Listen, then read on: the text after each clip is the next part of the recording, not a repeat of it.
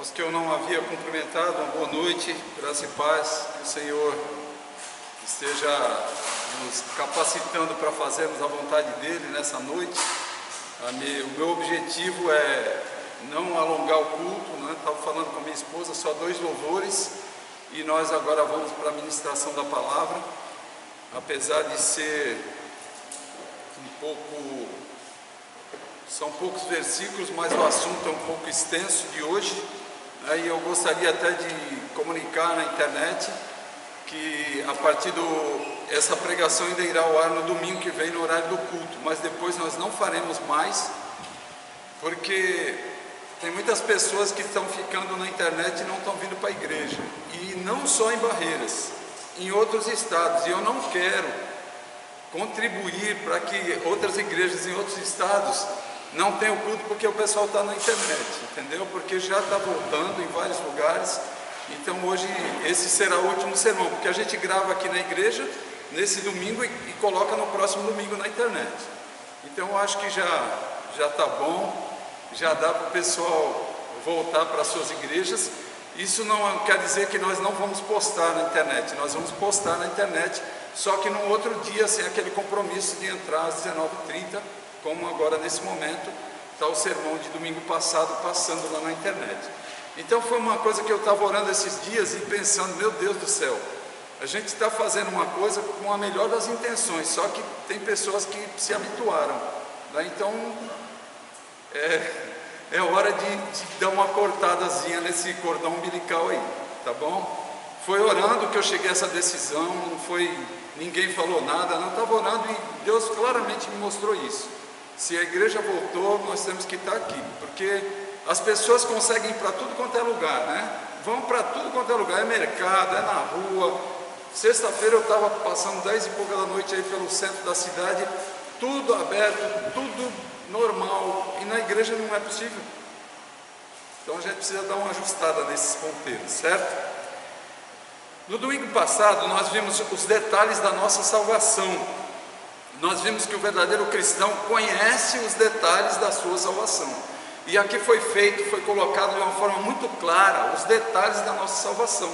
Se você não viu, não esteve aqui ou não está indo agora no ar, né, pelo YouTube, a pregação da semana passada. Então, se você quiser entender, pegar essa sequência, eu estou expondo a primeira carta de Pedro, esse é o 3º sermão. Então, se você quiser pegar a sequência, vá na internet, no site da igreja, no YouTube, no YouTube da Igreja Batista da Família, em Barreiras, e você pode ver esse sermão da semana passada. Esses detalhes, só para colocar uma águazinha aí na tua boca, o primeiro detalhe é a fonte e a natureza da salvação. Todo crente precisa saber qual é a fonte, qual é a natureza da salvação. Segundo detalhe, a recompensa da salvação. Temos uma salvação, uma esperança em Cristo, e aí? Que recompensa é essa? O que é isso?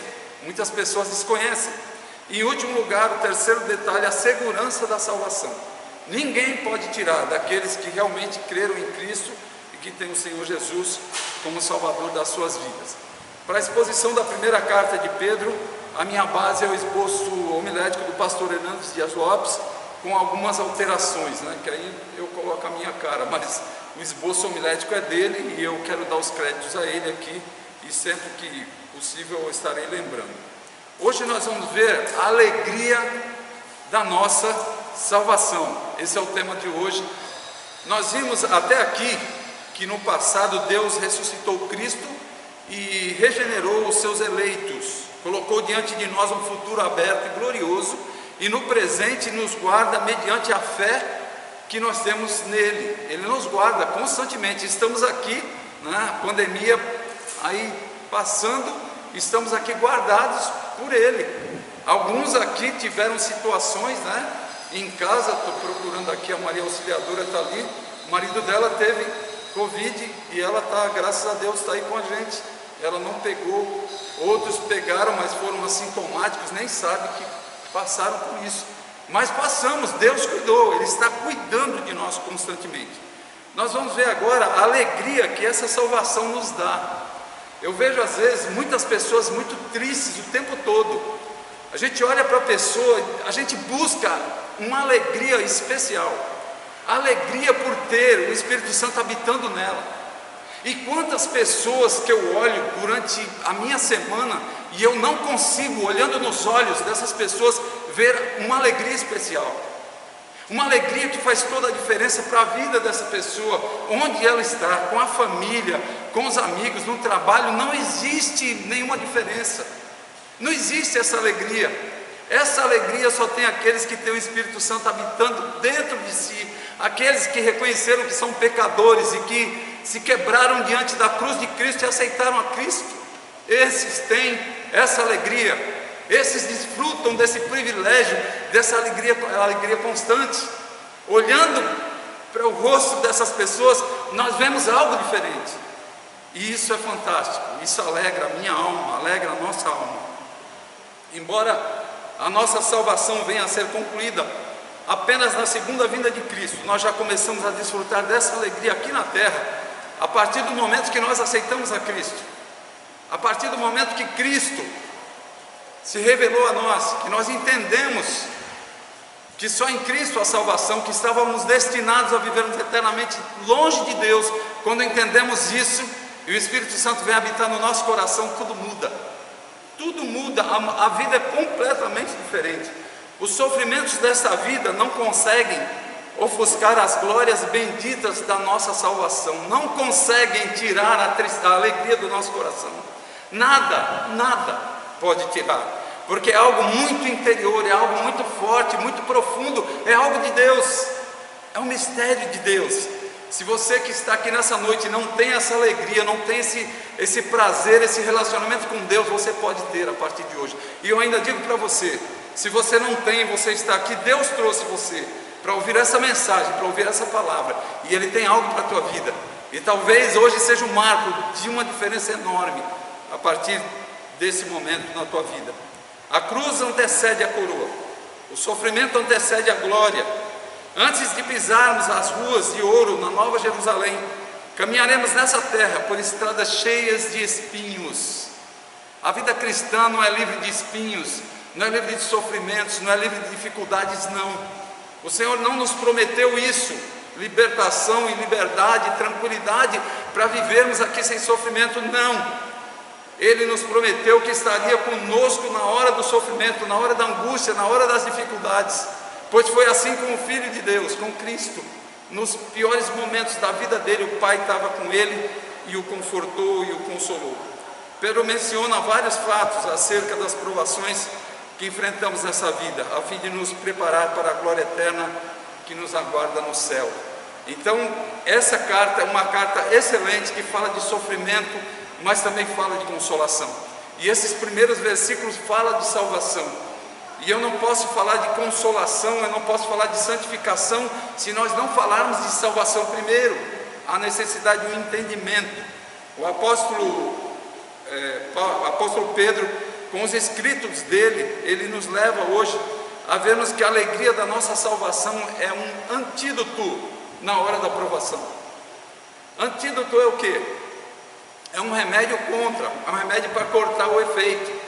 E na hora das provações, uma coisa que vem muito profunda é o desânimo, é a falta de coragem, é a falta de vontade de continuar, uma paralisia. Está aqui diante de vocês falando alguém que vive as consequências muitas vezes de sofrimentos, de situações que são abatido por desânimo. Eu sei o que é isso. Então esse antídoto fantástico, a alegria da salvação, lembrar que Cristo morreu na cruz por mim, isso me conforta, isso me anima, isso me encoraja, isso é um antídoto para a minha caminhada. Alguns anos atrás, eu falando em antídoto, eu estive aqui no Hospital do Oeste, no HO. Eu fui visitar uma pessoa que estava com um problema lá, com uma inflamação enorme nas costas, e lá eu encontrei uma pessoa, um senhor que tinha sido numa roça, ele foi ferroado por uma jararaca. E gente, que situação terrível. Aquele homem, a perna dele dessa grossura, escura, demorou para tomar um antídoto.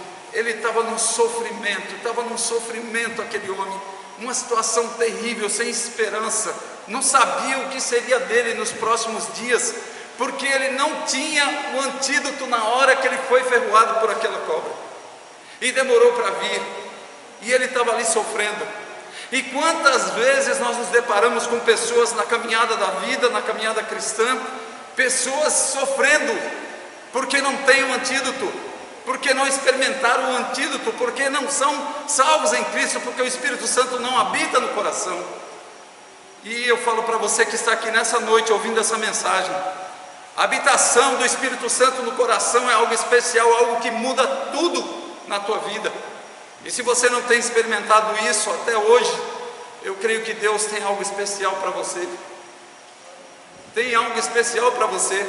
Você não vai sair daqui sem esse antídoto, de forma alguma, porque quem está falando ao teu coração é o Espírito Santo de Deus, e a forma dele falar e dele agir é fantástica, é restauradora, é transformadora.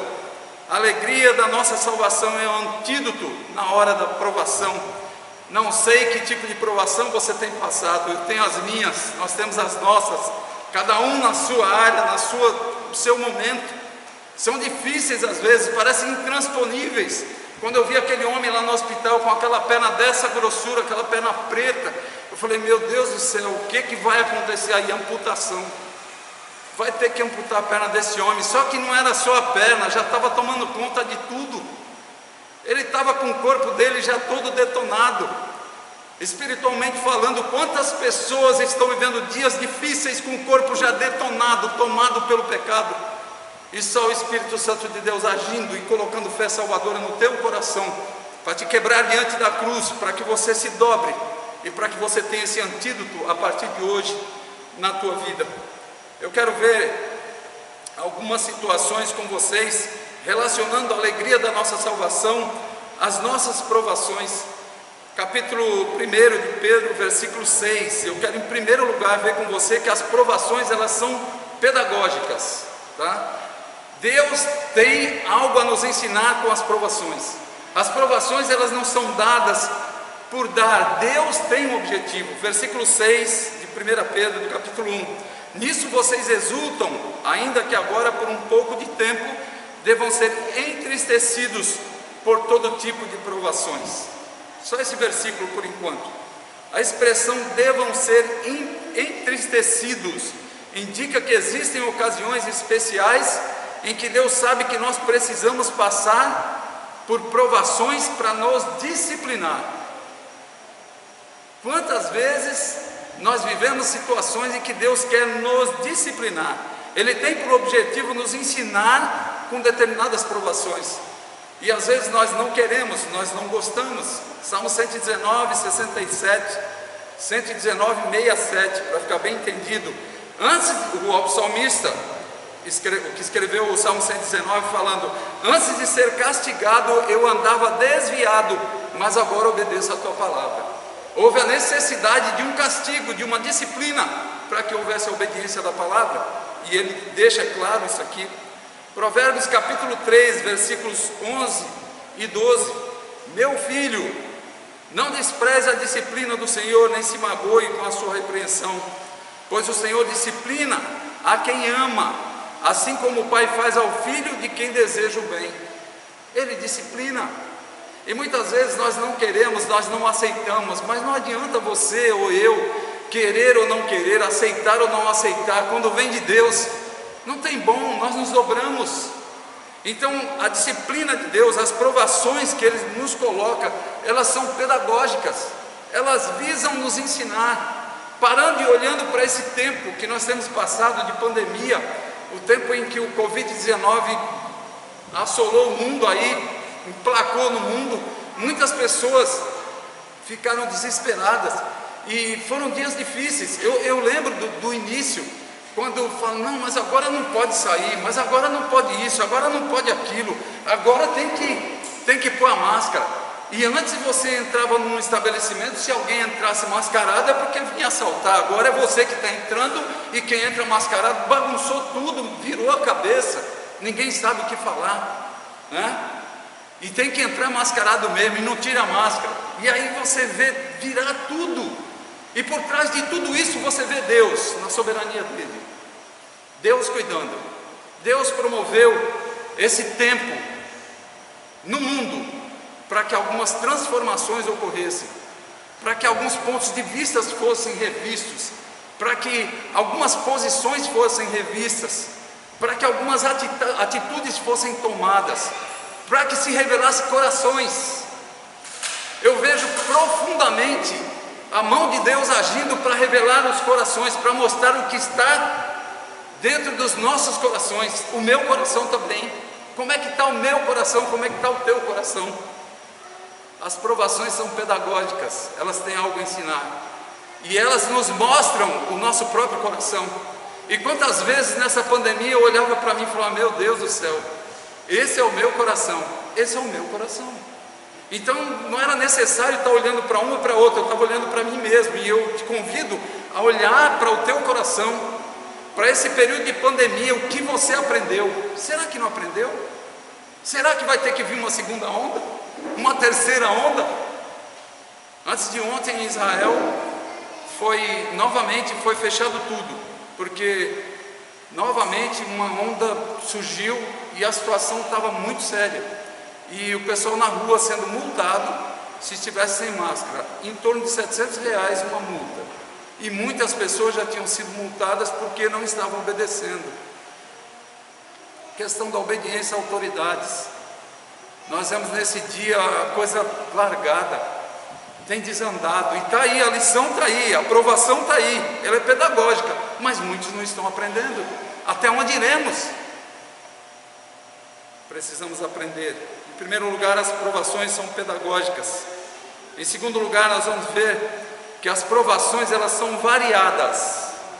Capítulo 6, lá no miolo do versículo 6, aliás, não capítulo 6, versículo 6. Eu li aqui: nisso vocês exultam, ainda que agora por um pouco de tempo devem ser entristecidos. Por um pouco de tempo, né? Provações pedagógicas. Por todo tipo de provações. A expressão grega, traduzida aqui por todo tipo, por várias, significa de diversas cores ou policromáticas, tá? A mesma palavra é usada para descrever a graça de Deus no capítulo 4, versículo 10. O comentarista Warren Wiersbe, esse comentarista eu gosto muito dele. Quando eu fiz a graduação, que terminei em 2002, eu utilizei muito o comentário dele. É um pastor americano, um teólogo, conferencista.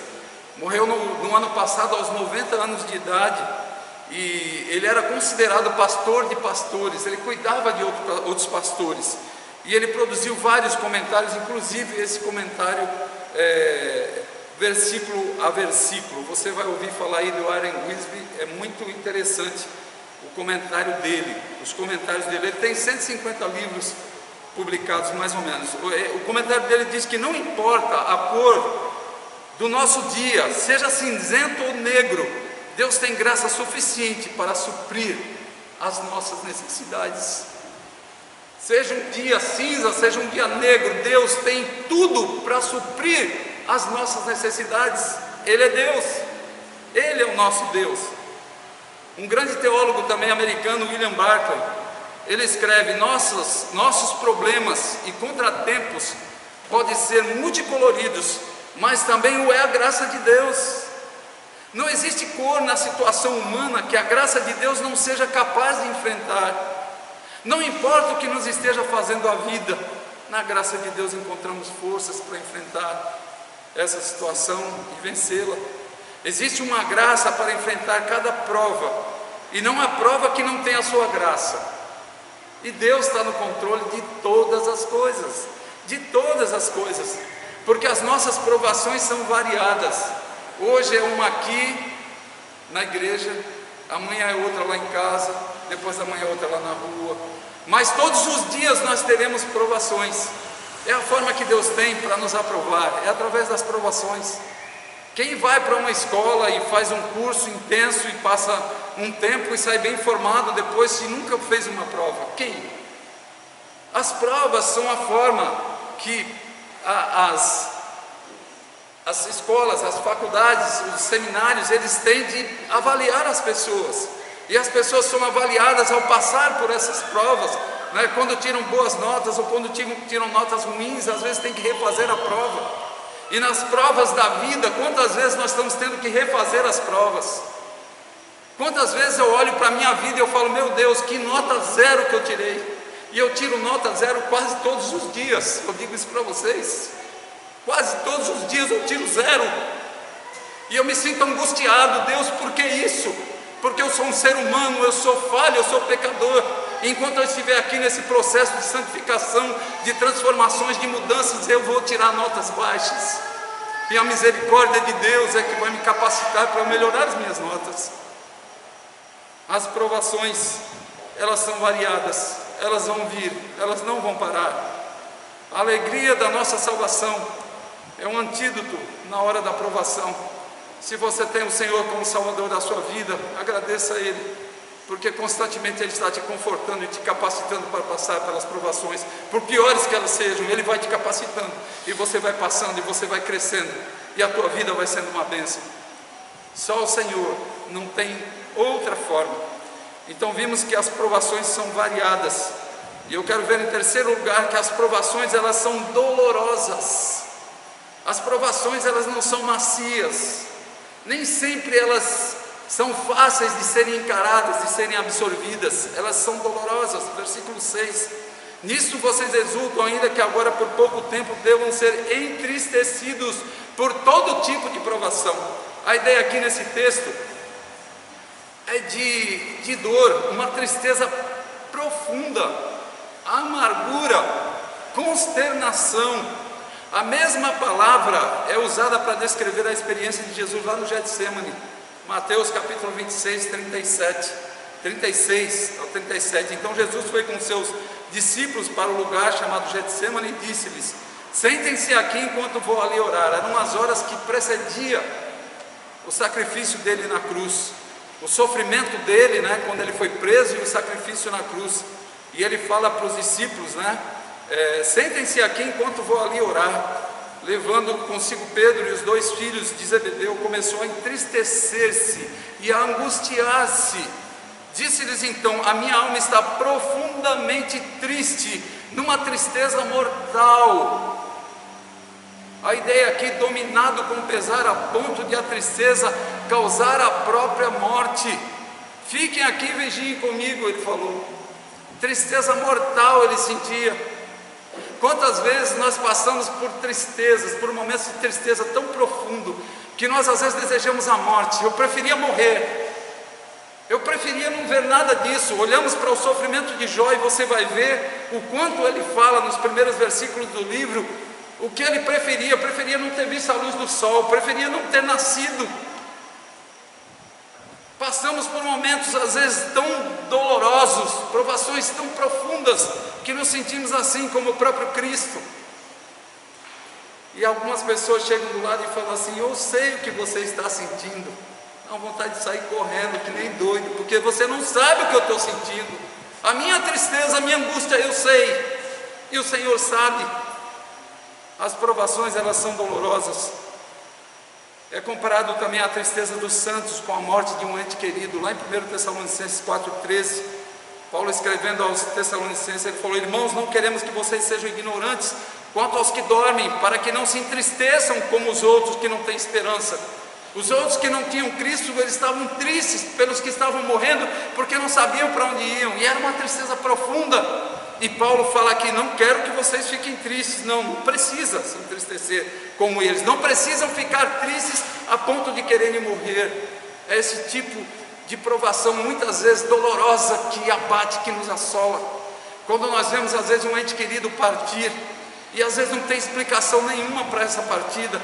Quando nós vemos uma situação acontecer conosco, uma situação de enfermidade, uma enfermidade que leva ao desespero, a gente sabe que nós muitas vezes acometidos dessa enfermidade seremos levados dessa vida, ou um ente querido, ou esposo, a esposa. Quantas vezes o filho, a filha, nós vemos partir e não sabemos o que fazer, ficamos profundamente angustiados. Alguns anos atrás, eu não me lembro exatamente quanto tempo, eu não me lembro se 12 ou 13 anos atrás, nós estávamos aqui em Barreiras e eu recebi a notícia que a minha sobrinha em São Paulo, uma jovem na flor da idade, com todo vigor, ela havia falecido com 19 anos, né? 19 anos de idade. E nós saímos daqui, assim, à noitinha, para rodar 1.800 quilômetros para chegarmos para aquele enterro. Era uma angústia profunda nos nossos corações naquela viagem, era uma tristeza, né? Estávamos doloridos, estávamos moídos. E quando chegamos naquele lugar, depois eu saí daqui 11 da noite, eu cheguei lá 5 da tarde, quase que direto, dirigindo. E quando eu cheguei naquele local onde estava velando o corpo, que eu olhei e vi a minha irmã e o meu cunhado assim, ao lado daquele corpo, daquela moça dentro daquele caixão branco. Gente, nunca mais saiu da minha mente, nunca mais saiu da minha memória aquela imagem terrível, aquela imagem que destroçava, uma imagem dolorosa, difícil de passar, difícil de ver eles passando, difícil de passar nós que tínhamos ido daqui de tão longe. E quantas vezes passaremos por situações assim? Nós não sabemos do dia de amanhã, eu não sei o que vai acontecer amanhã, eu não sei o que vai acontecer daqui a pouco, eu não sei, mas Deus está no controle até desses momentos dolorosos para passarmos, Ele vai nos capacitar. A alegria da nossa salvação é um antídoto na hora dessas provações, quando nós nos sentimos angustiados, detonados, destruídos, moídos, doloridos. Lembrar que um dia estaremos com o Senhor nos céus, isso nos conforta, isso é antídoto, isso tranquiliza a alma. A alegria da nossa salvação é um antídoto na hora da provação. Vimos que as provações são dolorosas. Agora, em quarto lugar, vamos ver que as provações são passageiras, elas não são constantes, elas não são eternas. Versículo 6: nisso vocês exultam, ainda que agora por um pouco de tempo devam ser entristecidos por todo tipo de provação. Deus não permite que as nossas provações durem para sempre. O Warren Wiersbe, gosto muito dele, novamente, citando ele diz que quando Deus permite que seus filhos passem pela fornalha, Ele mantém os olhos no relógio e a mão no termostato. E vendo isso aqui, essa questão de por um pouco de tempo, eu lembrei da nossa devocional esses dias no livro de Daniel, no capítulo 1, 2, 3, capítulo 2, quando nós vimos Daniel e seus amigos, Sadraque, Mesaque e Abdenego, que foram levados para a Babilônia, prisioneiros, e o rei da Babilônia, Nabucodonosor, tem um sonho lá, e ele queria que os sábios dissessem qual tinha sido o sonho e interpretasse o sonho. Não era só para interpretar, não, era para dizer o que ele tinha sonhado, e ninguém conseguia, e a situação ficou grave, e a ordem do rei foi dada para que despedaçassem os sábios, os astrólogos, era para destruir eles, inclusive Daniel e seus amigos. E aí, quando chegou a pessoa responsável para destruir aquelas pessoas, aqueles sábios, aqueles astrólogos, Daniel falou: ei, espera um pouquinho aí, me dê uma chance aí de eu fazer alguma coisa nesse momento. Servo de Deus vivo, momento de Deus usar aquela vida. E ele foi diante de Deus, orou, e Deus deu a interpretação daquele sonho. E ele vem diante do rei, ele interpreta o sonho, e eles são livres da morte, de terem a vida destruída. Que beleza, que maravilha, que alegria. E Daniel, ele é promovido a um alto posto, juntamente com seus amigos, e passa algum tempo, e o rei decide fazer uma estátua. Agora olhem a estátua, quem passou para a leitura e não observou, a estátua ela tinha 27 metros de altura. 27 metros de altura é mais ou menos um prédio de 9 andares. Agora imagine uma estátua com 27 metros de altura, um prédio de 9 andares, com 2,70 metros de largura. Era uma estátua muito esquisita. E aí vem a ordem que todas as vezes que fosse tocado, os símbolos lá, os instrumentos, eram para todos adorarem a estátua, se prostrarem. Só que os amigos, os astrólogos que iam ser mortos lá para trás, eles não gostaram de Daniel e seus amigos serem elevados e terem a orientação de Deus para falarem daquele sonho, para falarem qual era o sonho de Daniel e para interpretar. E eles estavam na cola, e eles viram que Sadraque, Mesaque e Abdenego não se prostraram diante daquela estátua. E aí foram falar para o rei. E o rei, muito nervoso, ele chamou aqueles homens e ele falou: não me conformo, eu não aceito isso. E os 3 homens levados diante dele, Daniel capítulo 3. E os 3 homens, vestidos com seus mantos, calções, turbantes e outras roupas, foram amarrados e atirados na fornalha extraordinariamente quente. A ordem do rei era tão urgente e a fornalha estava tão quente que as chamas mataram os soldados que levaram Sadraque, Mesaque e Abdenego, os quais caíram amarrados dentro da fornalha em chamas. Mas logo depois o rei Nabucodonosor, alarmado, levantou-se e perguntou aos seus conselheiros: não foram 3 homens amarrados que nós atiramos no fogo? Porque Daniel não estava aqui, só Sadraque, Mesaque e Abdenego. Daniel não estava. Não tem no texto, não explica. Existem muitas especulações sobre por que ele não estava aqui. Tinha sido colocado como segundo no reino, talvez nem estava presente, talvez estivesse em alguma viagem, ou talvez não foi acusado por temor das pessoas, né, que eram inferiores a ele, né? Então o rei aqui, alarmado, levantou-se e perguntou aos conselheiros: não foram 3 homens amarrados que nós atiramos no fogo? Eles responderam: sim, ó rei. E o rei exclamou: olhem, estou vendo 4 homens desamarrados e ilesos, andando pelo fogo, e o 4 se parece com o filho dos deuses. Então Nabucodonosor aproximou-se da entrada da fornalha em chamas e gritou: Sadraque, Mesaque e Abdenego, servos do Deus Altíssimo, saiam, venham aqui. E Sadraque, Mesaque e Abdenego saíram do fogo. Os sátrapas, os prefeitos, os governadores e os conselheiros do rei se ajuntaram em torno deles e comprovaram que o fogo não tinha ferido o corpo deles, nem um só fio do cabelo tinha sido chamuscado, os seus mantos não estavam queimados e não havia cheiro de fogo neles. Esse é o Deus que cuida e que nos dá provações, que elas não são eternas, elas são passageiras. Esses homens que há bem pouco tempo tinham sido elevados, estavam lá em cima, de repente estão lá na fornalha. E vão vir mais acontecimentos. Se você quiser ler o livro de Daniel, você vai ver. Tem uma cova dos leões aí pela frente também. E nas nossas vidas, quantas vezes tem uma fornalha?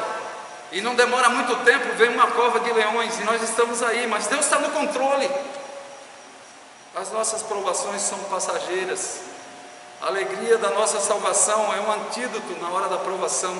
Quando lembramos o Deus que servimos, quando lembramos do Deus que nos deu um plano eterno, contou um plano eterno para a nossa salvação, para que não vivêssemos eternamente longe dele, vemos um Deus todo-poderoso, como eu falei aqui na semana passada, que chama as estrelas pelo nome e elas vêm, todas comparecem, nenhuma deixa de comparecer. Isso alegra a minha alma. Esse é o nosso Deus. Esse é o Deus que eu sirvo, é o Deus que vocês servem, é o Deus todo-poderoso, é o Deus que essa igreja serve, é o Deus que essa igreja precisa olhar para Ele e voltar e caminhar juntos. Precisamos caminhar. As provações, elas são passageiras. Esse tempo de pandemia está passando, já estou vendo muita liberação, muita liberdade, e nós precisamos aproveitar, porque os dias estão se passando e os dias são poucos e muitos estão perdidos, e precisamos buscar aqueles que não têm o Senhor, que não têm esse antídoto ainda, que não têm o Espírito Santo em suas vidas.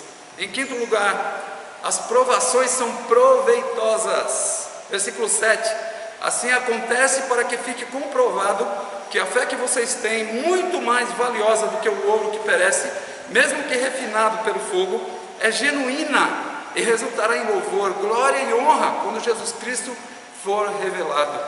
Pedro ilustra aqui essa verdade referindo-se ao ourives. Ourives é a pessoa que trabalha com ouro. O ourives coloca o metal no cadinho, o tempo necessário para remover as impurezas sem valor, para tirar tudo que não presta. Em seguida derrama o metal líquido no molde para formar uma bela peça de valor. Para saber se o ouro é autêntico, o metal precisa passar pelo fogo. Está difícil, irmão, passar pelo fogo da provação. Não é fácil, não.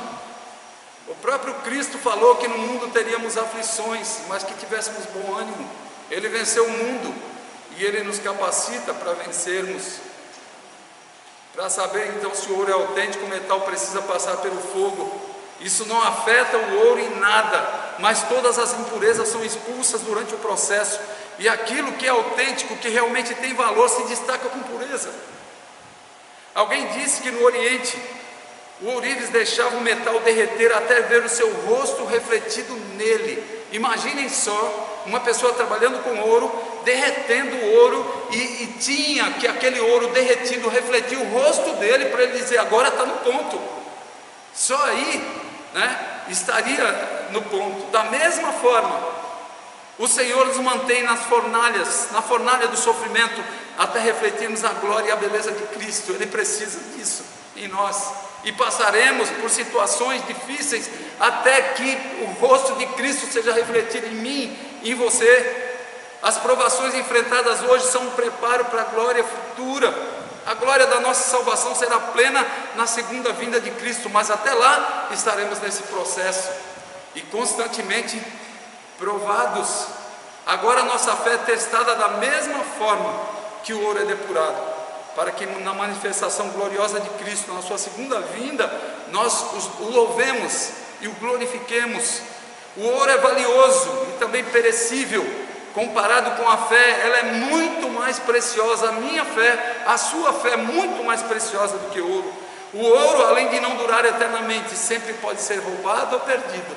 E na semana passada eu falei que o que nós temos, a nossa salvação, jamais ninguém pode tirar, e não pode se corromper, não pode ser perdida de forma alguma. A fé, o ouro, além de não durar eternamente, sempre pode ser roubado ou perdido. A fé, por outro lado, garante o acesso a uma herança não sujeita às ruínas aqui da terra. A alegria da nossa salvação é um antídoto na hora da provação. Vimos que as provações, elas são proveitosas, elas não são por acaso. Elas têm um fim, elas têm um objetivo. Então não fique aí pensando que Deus está te provando porque Ele não gosta de você ou por isso aquilo. Ele está te provando porque Ele ama a sua vida, Ele ama a minha vida, Ele ama as nossas vidas, e Ele quer nos provar para nos aprovar. Em sexto e último lugar, versículos 8 e 9, nós vamos ver que as provações concedem glória no presente e preparam para a glória futura. As provações, elas trabalham nesse tempo que nós estamos aqui e nos preparam para um dia estarmos diante de Deus. Versículos 8 e 9, fechando a nossa reflexão nesse trecho, vendo a alegria da nossa salvação. Versículo 8: mesmo não tendo visto, vocês o amam, e apesar de não o verem agora, creem nele e exultam com alegria indizível e gloriosa, pois vocês estão alcançando o alvo da sua fé, a salvação das suas almas. Na caminhada cristã somos encorajados hoje por Deus para enfrentarmos os sofrimentos, sabendo que no futuro estaremos juntos com Ele eternamente. Para enfrentarmos provações hoje, glorificando a Deus, Pedro nos dá algumas orientações básicas aqui nesses 2 versículos que eu quero extrair e refletir com vocês. 4 orientações interessantes. No versículo 8: mesmo não tendo visto, vocês o amam. Vocês o amam. Na fornalha da aflição, em meio ao fogaréu da prova, precisamos amar a Cristo para que esse fogo nos purifique em vez de nos queimar. Muitas pessoas estão sendo queimadas e não estão sendo purificadas. Ainda no versículo 8: apesar de não o verem agora, creem nele. O cristão é salvo pela fé, vive pela fé, vence pela fé, anda pela fé e vive de fé em fé. Essa é a vida do cristão. Hebreus capítulo 10, versículo 38: mas o meu justo viverá pela fé, e se retroceder, não me agradarei dele. Em outra tradução, o justo viverá pela fé, mas se ele retroceder, eu não tenho prazer nele. Terceira observação: apesar de não o verem agora, creem nele e exultam com alegria indizível e gloriosa. O cristão não é masoquista, não é autossuficiente. Ele não se alegra por causa do sofrimento, nem por causa das provações, mas pelos benditos frutos. Pense em quem você era no início dessa pandemia.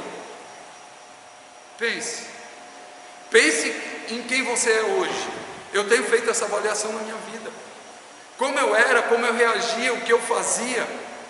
Quantas vezes não tinha tempo para muitas coisas, e Deus me ajudou a encaixar tempo para as coisas. Deus abriu os meus olhos para ver determinadas coisas que eu não via um tempo atrás. Hoje eu consigo ver. E eu creio que se não fosse essa pandemia, se não fosse a quarentena, muita coisa eu não estaria vendo, não estaria vivendo. Essa alegria não pode ser traduzida em palavras, é uma alegria inexplicável. Não é apenas terrena, ela é cheia de glória, é algo de Deus. Nem todos entendem. Se você não tem relacionamento com Deus, se você não tem a habitação do Espírito Santo no teu coração, foi o que eu falei no começo, você não entende. Mas quando o Espírito Santo de Deus habita no seu coração, você entende. Você transborda de alegria, você fica feliz. Muitas vezes falando eu choro, eu me emociono de alegria por sentir Deus na minha vida e por querer que vocês sintam também. Eu sei que muitos sentem, outros não, e eu oro por todos para que essa alegria seja sentida, para que essa alegria seja vivida. Versículo 9: pois vocês estão alcançando o alvo da sua fé, a salvação das suas almas. A salvação é uma dádiva de Cristo, nós a recebemos pela graça, mediante a fé. Embora só desfrutaremos plenamente dela quando chegarmos nos céus, já tomamos posse aqui na terra. Desfrutamos dessa alegria constantemente, independente das circunstâncias. Embora a sua consumação esteja destinada apenas para o tempo do fim, já desfrutamos dos seus benefícios.